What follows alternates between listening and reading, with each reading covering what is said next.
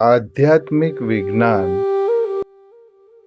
એટલે તમારી આત્મ શક્તિઓને ઓળખવાનું વિજ્ઞાન. તમારી આત્મિક શક્તિઓ પર સ્વામિત્વ મેળવવાનું વિજ્ઞાન.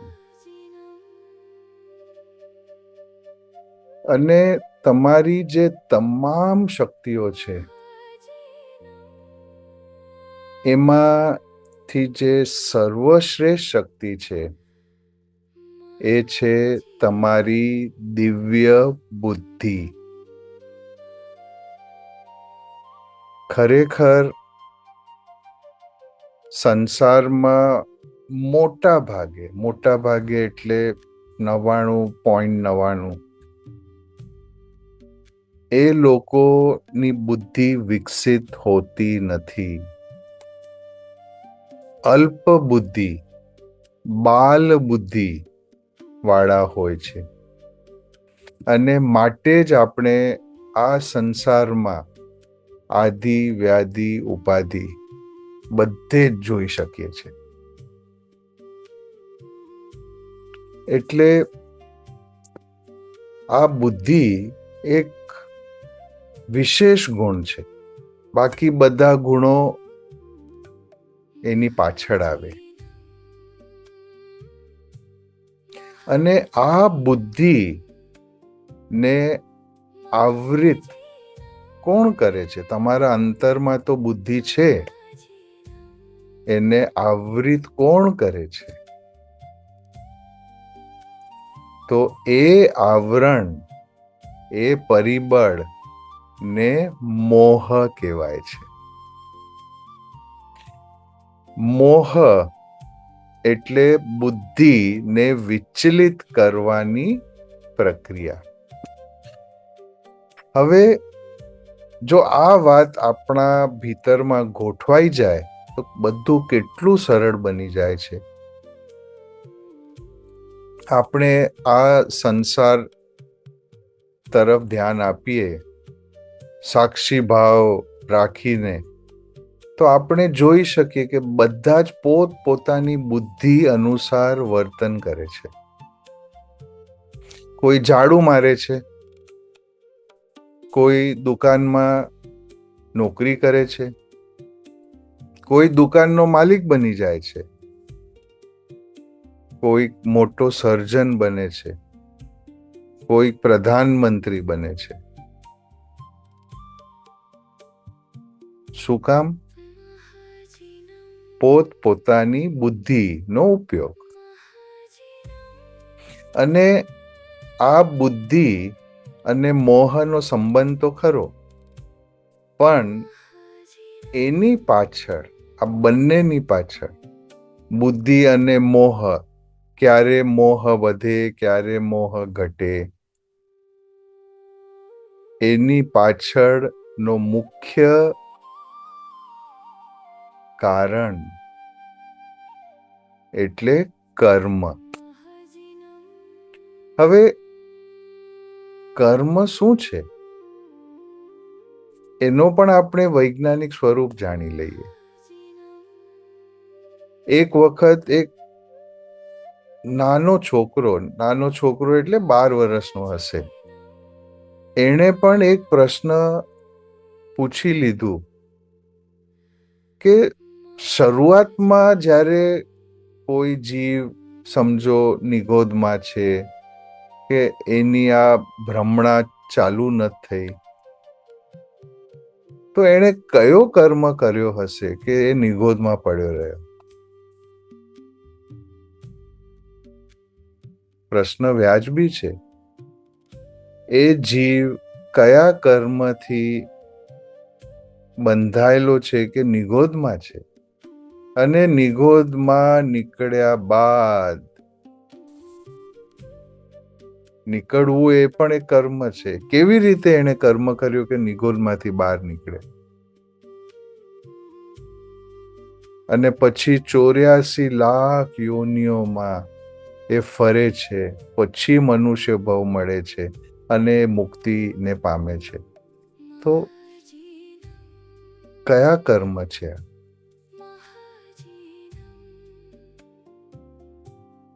વિચાર માંગી લે છે. આધ્યાત્મિકતા એ મનન ચિંતનનો વિષય છે, એ વિચાર કરવા યોગ્ય વિષય છે.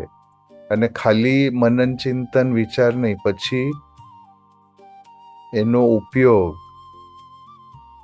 એ સિદ્ધાંતોનો અમલીકરણ, આ પ્રકૃતિ સાથે તાદાત્મ્યતા, આ બધા જ પાસાઓ આવી જાય છે. તો અંતે કર્મ જો આટલો બધો પ્રભાવશાળી હોય છે, તો એ કર્મ પર સ્વામિત્વ તો મેળવવું જ પડે, નહીં તો આપણે ભમ્યા કરશું, ભટકતા જશું.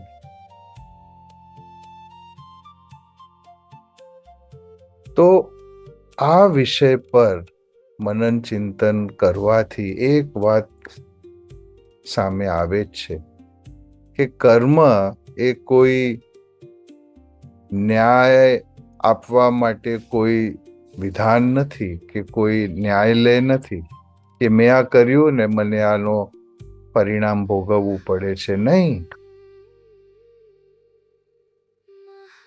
કર્મ એ જીવની સ્વાભાવિક શક્તિ છે.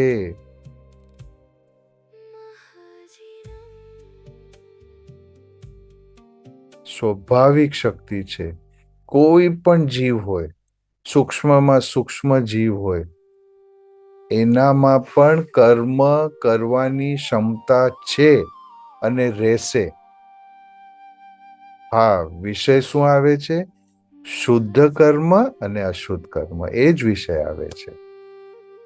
તમે શુદ્ધ કર્મ કરો તો તમે મુક્ત, અશુદ્ધ કર્મ કરો તો તમે દુઃખી. અને અશુદ્ધ કર્મમાં પાપ અને પુણ્ય બંને આવી જાય છે. પાપ બી ભોગવવા પડે, પુણ્ય પણ ભોગવવા પડે. એના વગર મુક્તિ નથી. અને જે પણ કેવલીઓ થઈ ગયા છે, એમણે આ જ વાત પર ભાર આપ્યો છે, કર્મની શક્તિને શુદ્ધ કરો. પણ આપણે આ બધા જ વિધાનો ભૂલી ગયા છીએ, આ વિજ્ઞાન ભૂલી ગયા છીએ, અને આપણે એક ક્રિયાકાંડમાં પડી ગયા છીએ. તો આજે જાગવાનો વિષય છે.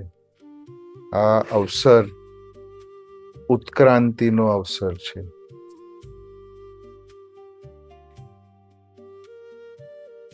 જૈનત્વ એક મહાન વિજ્ઞાન છે, અને આ જૈનત્વના બે મુખ્ય પાસાઓ કહી શકાય. એક પાસો જે છે એ સાધારણ પાસો કહેવાય, એટલે જન સમુદાયને એક નિયમોથી બાંધીને એમને અપરાધો અને પાપ પુણ્યની માયાજાળમાં નહીં ફસાવવું, એ માટે એ નિયમો છે.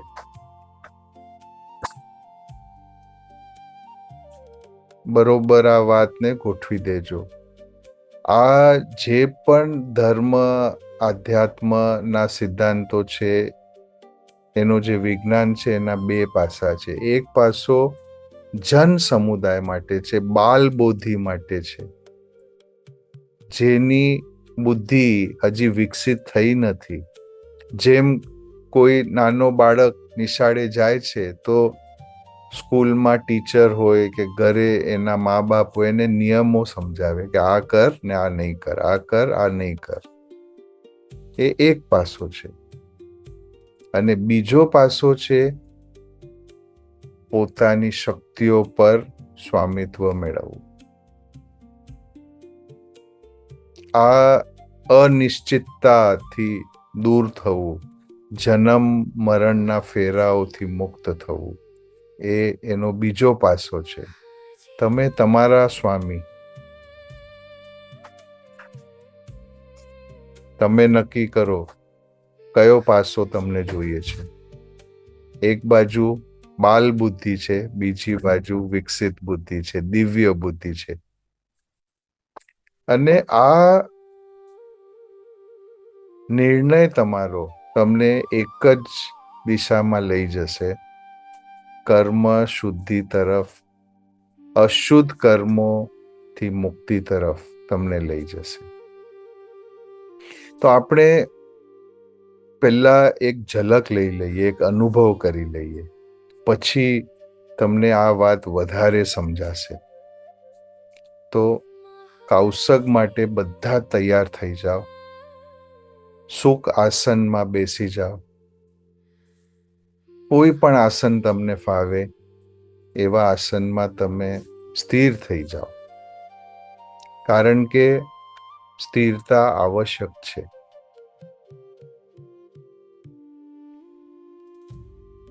આંખો બંધ.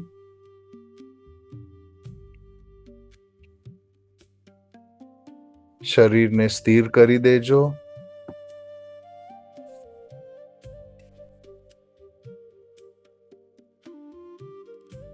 શ્વાસોશ્વાસ પર ધ્યાન.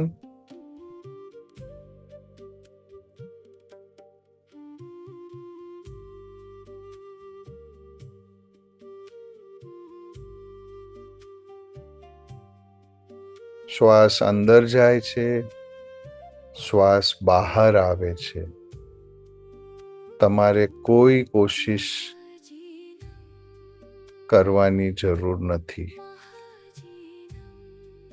સહજ પ્રવૃત્તિ છે.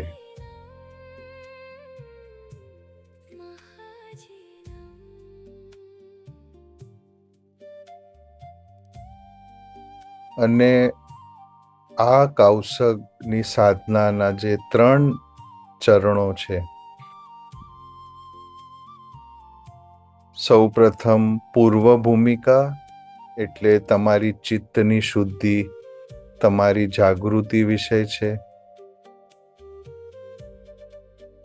જે બીજો સ્તર છે એ પ્રજાગ દશાને જાગૃત કરવા માટે છે. અને જે ત્રીજો સ્તર છે એમાં કર્મની શુદ્ધિ કરવાની છે. આ 3 પગથિયાઓ કૌશકના પગથિયાઓ છે. તમારો ધ્યેય તમારી સમક્ષ છે, કર્મની શુદ્ધિ કરવાની છે.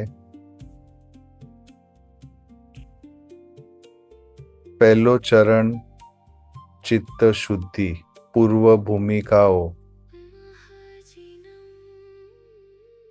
એને આપણે સિદ્ધ કરીએ. એક એક સિદ્ધાંત પર મનન ચિંતન કરવાનું છે, અનુભવ કરવાનું છે.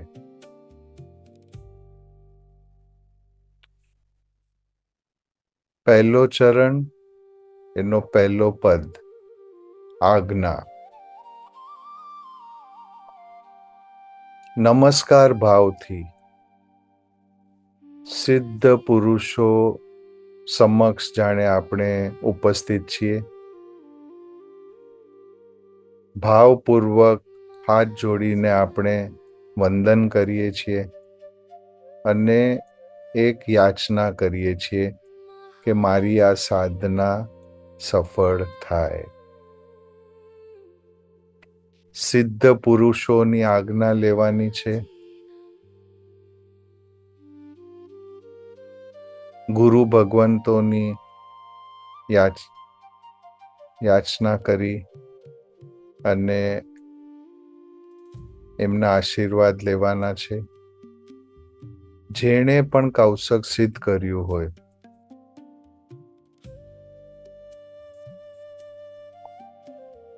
એમના આશીર્વાદ લેવાના છે. બીજો પદ પંચાંગ પ્રણિપાત, એટલે કે જેમ આપણે ખમાસણા લઈએ છીએ, 5 અંગને જમીનને સ્પર્શ કરીએ છીએ, આપણું માથું જમીનને સ્પર્શ કરે છે, આપણે નમી જઈએ છીએ. એનો ભાવાર્થ એક જ છે કે આપણે આપણા અહંકારનો નાશ કરીએ છીએ, સમર્પિત થઈ જઈએ છીએ. આ સમર્પણનો પદ છે. આપણા વિચારો, આપણા વિકારો, જ્ઞાન વિશેના અભિપ્રાયો બધું જ સમર્પિત કરી દેવાનું છે. આપણી પાટી સાફ રાખવાની છે, નિર્મળ થઈ જવાનું છે. ત્રીજો પગથિયો, આત્મામાં ઉલ્લાસ, પ્રમોદ ભાવ. તમારા અંતરમાં એક આનંદ હોવું જોઈએ કે કંઈક વિશેષ અનુભવ થવાનું છે. તમે કોઈ દિવ્ય સાધના કરી રહ્યા છો અને દિવ્ય પરિણામો મળવાના છે. એ આનંદ, એ પ્રમોદ, એ ઉત્સાહ તમને ઘણી શક્તિ આપશે. તમે આગળ વધી શકશો. મનન ચિંતન કરતા રહેજો એક એક પદ પર. ચોથો પદ, ચિત્ત શુદ્ધિ. આપણું ચિત્ત અનાદિકાળથી બાહ્ય બ્રહ્માંડમાં ભટકતું રહે છે. આપણે ક્યારેય સ્થિર નથી થયા.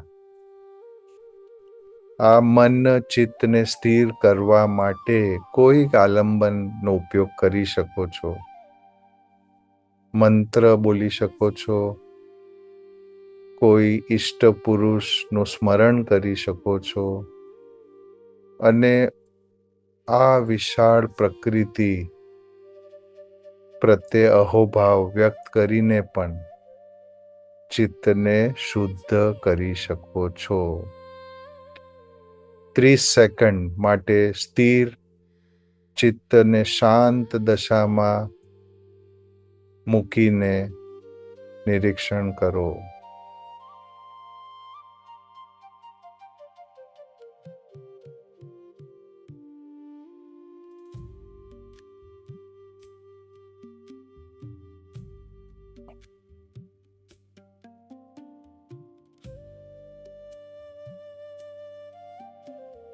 પાંચમો પદ, વંદન.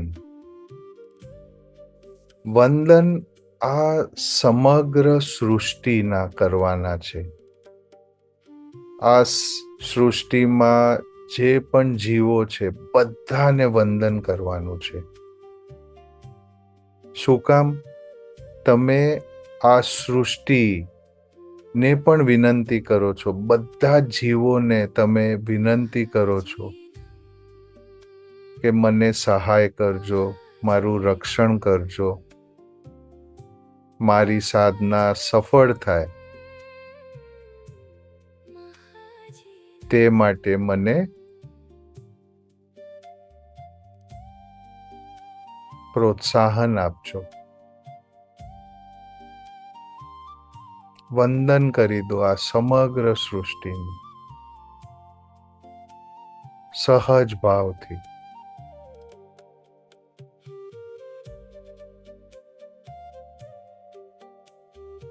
છઠ્ઠો પદ, સહૃદય. આ છઠ્ઠો પદ એટલે તમારી અંદરની શક્તિઓને તમે ઉપયોગમાં લાવો.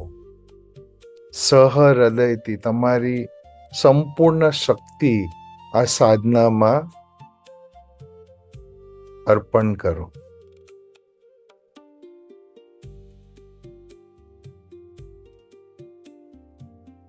જાણે તમે એક નિશ્ચય નિર્ણય લઈ રહ્યા છો કે આ સાધનામાં સંપૂર્ણ રીતે હું સહભાગી થઈશ.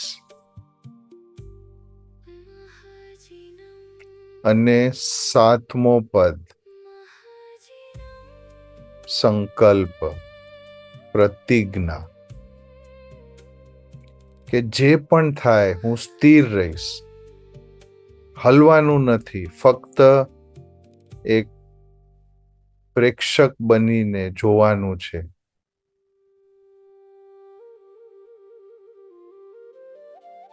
સ્થિર રહેવાની પ્રતિજ્ઞા લઈ લો. જ્યાં સુધી આ કૌશગની ક્રિયા પૂર્ણ ન થાય ત્યાં સુધી હલવું નથી. ભલે કંઈ પણ થાય, હાથ દુખે, પગ દુખે, કંઈ પણ થાય, સ્થિર રહેવાનું છે, શાંત રહેવાનું છે.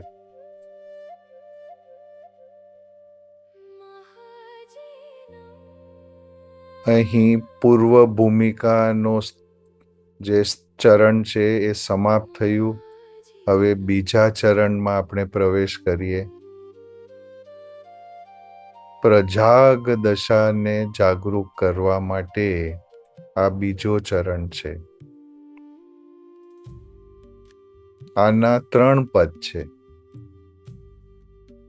પ્રથમ પદ કાયાનો ઉત્સર્ગ, બીજો પદ વાણીનો ઉત્સર્ગ અને ત્રીજો પદ મનનો ઉત્સર્ગ. કાયાનો ઉત્સર્ગ એટલે બધા જ સ્નાયુને શિથિલ કરી, આંખોને શિથિલ કરવી. આપ સૌ કરો. કાયાને શિથિલ કરો, આંખોને શિથિલ કરો, રિલેક્સ કરો. ફક્ત તમારી કરોડ, તમારી સ્પાઇન એ સ્થિર રહેશે. બાકી બધા જ સ્નાયુ, બધા જ અવયવો શાંત શિથિલ દશામાં મૂકી દેવાના છે.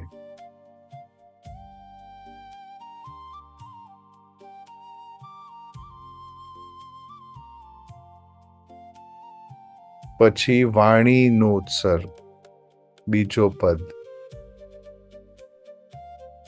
મૌન ધારણ કરવાનું છે. બોલવાનું તો નથી જ, પણ જે વિચાર રૂપી વાણી છે એ તરફ ધ્યાન આપવું નહીં, એમાં અટકવું નહીં.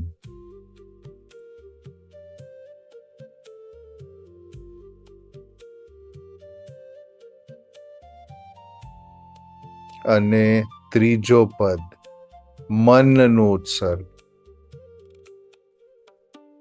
મન અને ઇન્દ્રિયોના વિષયથી દૂર રહેવું. મન આમ તેમ વિચલિત કરશે, ઇન્દ્રિયો તમને આકર્ષિત કરશે, પણ અલિપ્ત ભાવ ધારણ કરીને સ્થિર થવું.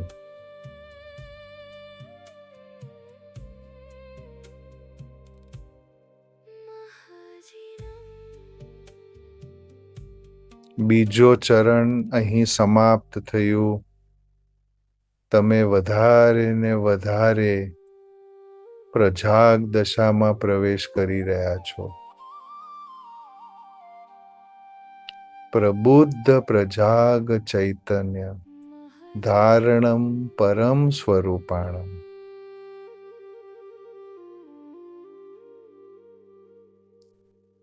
અને હવે ત્રીજો ચરણ.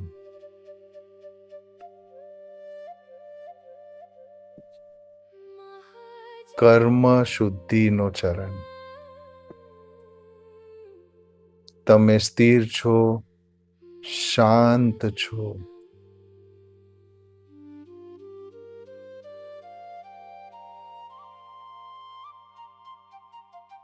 કોઈ પણ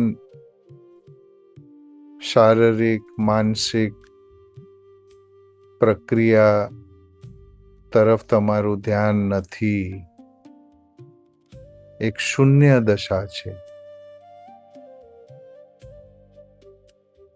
અને આ શૂન્ય દશામાં આજે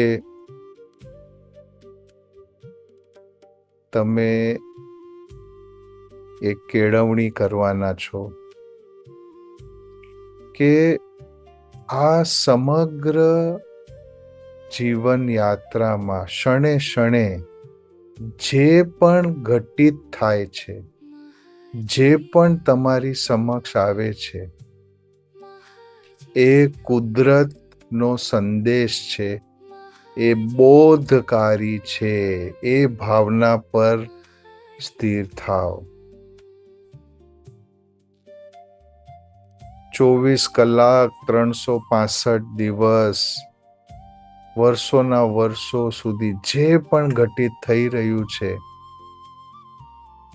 એ કુદરતની રચના છે, તમારી રચના છે. જે ઘટિત થઈ રહ્યું છે એ મારા જ બોધ માટે છે, એવી ભાવના કરો.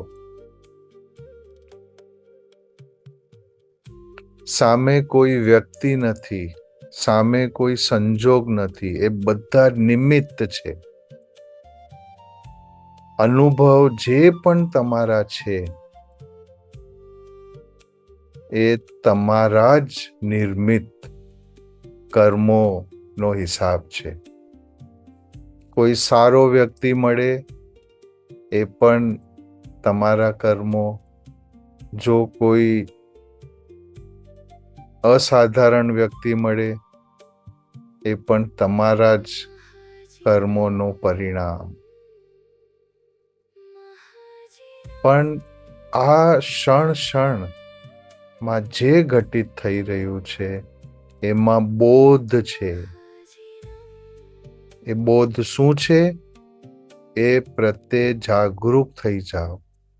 આ સંજોગમાં આ વ્યક્તિ તરફથી મને શું જાણવાનું મળે છે? આ બોધ એટલે તમારા જ કર્મોની ઓળખ. આ એક વિશેષ પ્રકારનો કૌશક છે,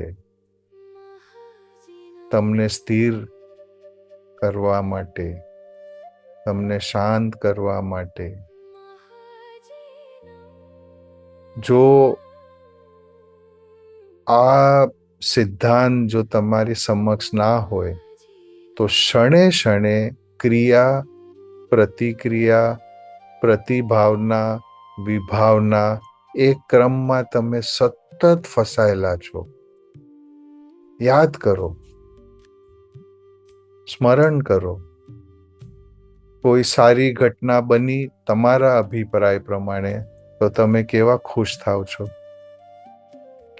કોઈ એવી ઘટના બની કે જે તમને નથી ગમતી તો તમે કેવા દુઃખી થાવ છો.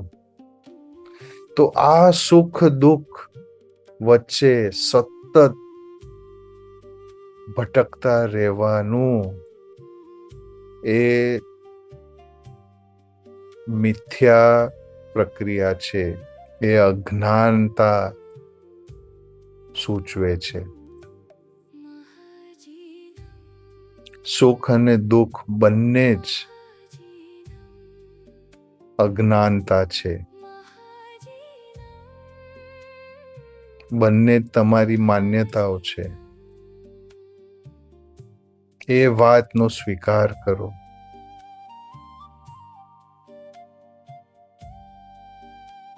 જે ઘટિત થઈ રહ્યું છે ક્ષણે ક્ષણે, એ વર્તમાનમાં જાગૃત રહીને એમાંથી બોધ મેળવવું, એ જ તમારું ઉદ્દેશ્ય છે.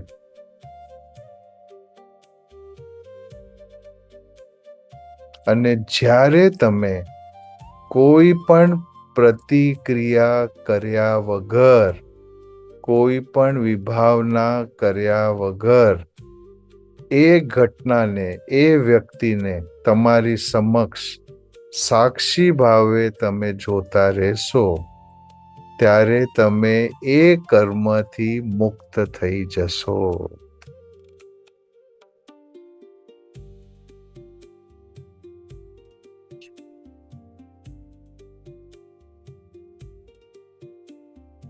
આ ભાવના પર સ્થિર થઈ જાઓ. કર્મ શુદ્ધિનું આ વિજ્ઞાન ને આત્મસાત કરો.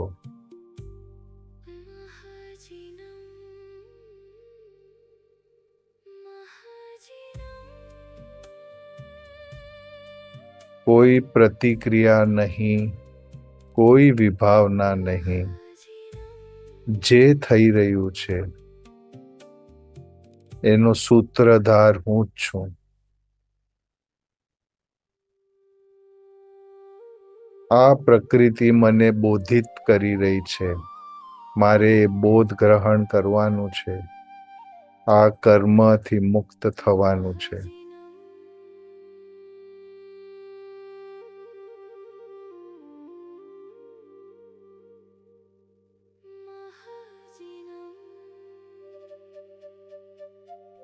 હું સ્થિર છું. હું આનંદમાં છું. હું જાગૃત છું. હું ચેતના છું. સતત આ વાત તમારા સબકોન્શિયસમાં ગુંજતી રહેવી જોઈએ. જે થઈ રહ્યું છે એનો સૂત્રધાર હું જ છું.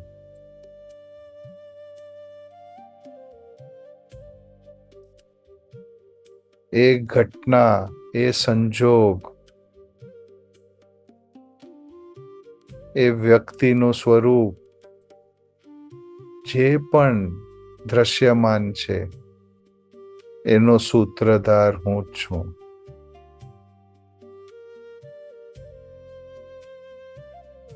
આ ભાવના સતત તમારી સમક્ષ મૂકવાની છે અને તમે અનુભવ કરશો કે જાણે તમે મુક્ત થઈ ગયા છો. કોઈ પ્રતિક્રિયા નથી, કોઈ રાગ દ્વેષ નથી, કોઈ બંધન નથી, કોઈ પણ પ્રકારનો વિકાર નથી.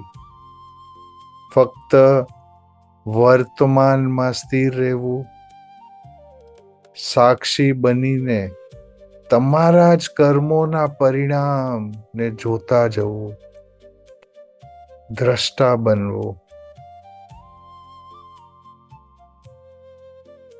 અને આ જોતા જોતા તમને તમારા જ કર્મોથી મુક્ત કેમ થવું એ અંદરથી એ જ્ઞાન પ્રગટ થશે. એ જ્ઞાન જ્યારે પ્રગટ થાય એટલે સમજી જવું તમે આગળ વધી ગયા છો. તમારી શક્તિઓ વિકસિત થઈ રહી છે. જ્ઞાનનું પ્રગટીકરણ એ જ આધ્યાત્મિક વિકાસનું લક્ષણ છે.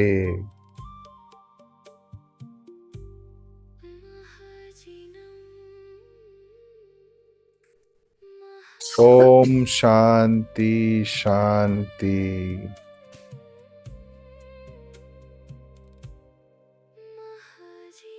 ના ક્રિયા ના પ્રતિક્રિયા.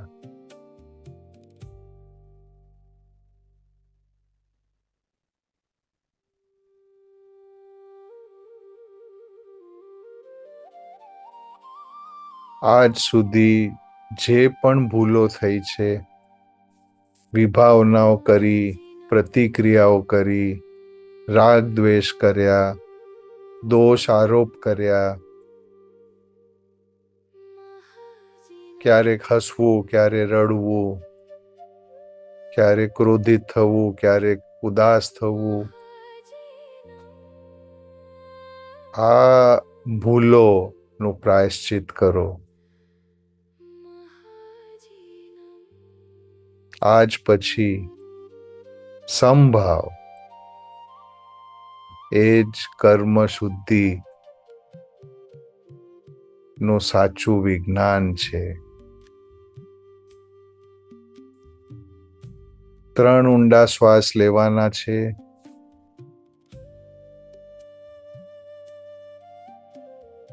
આ શાંતિનો સંપૂર્ણ અનુભવ, એનું રસપાન કરવાનું છે.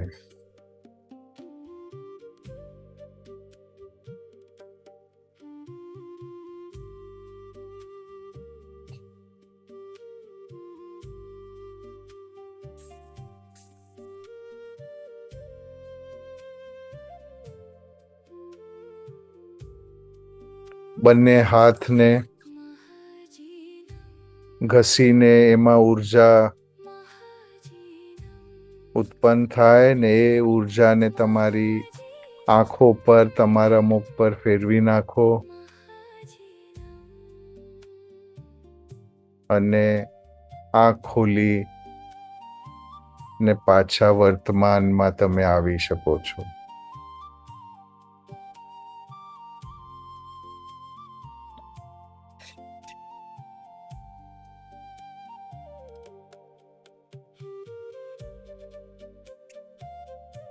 તો આજે તમે આ શું કર્યું?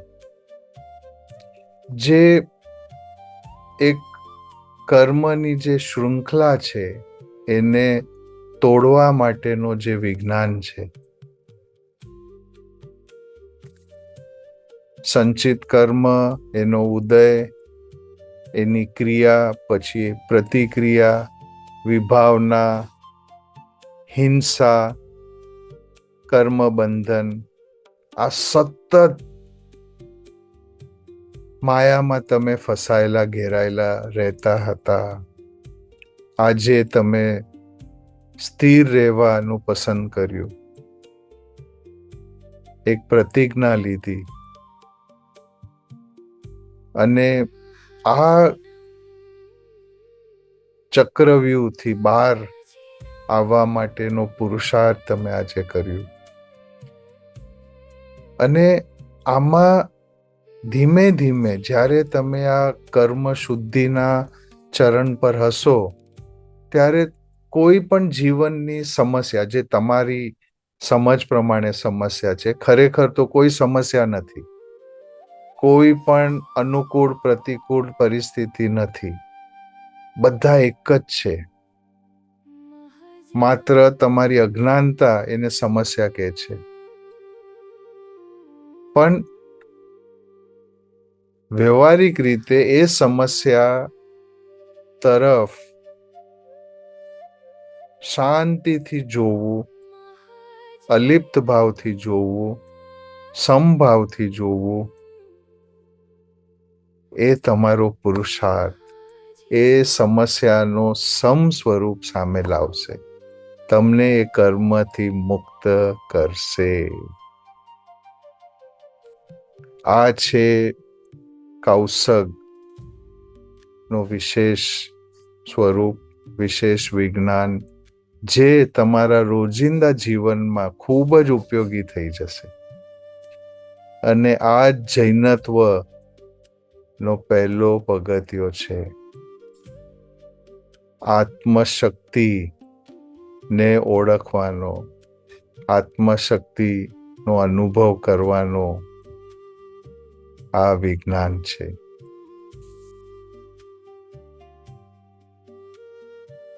મહાજીણમ નમોસ્તુભ્યમ, મમ શાંતિ શાંતિ શાંતિ.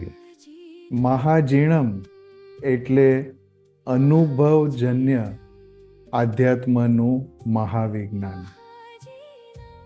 આપ અમારા ચેનલ મહાજીણમ ઇન્ટરનેશનલ ને સબસ્ક્રાઈબ કરી શકો છો અને ત્યારબાદ નીચે બતાવેલ બેલ આઇકન પર ક્લિક કરીને અમારા નવા વિડીયોની સૂચિ મેળવી શકો છો. ધન્યવાદ.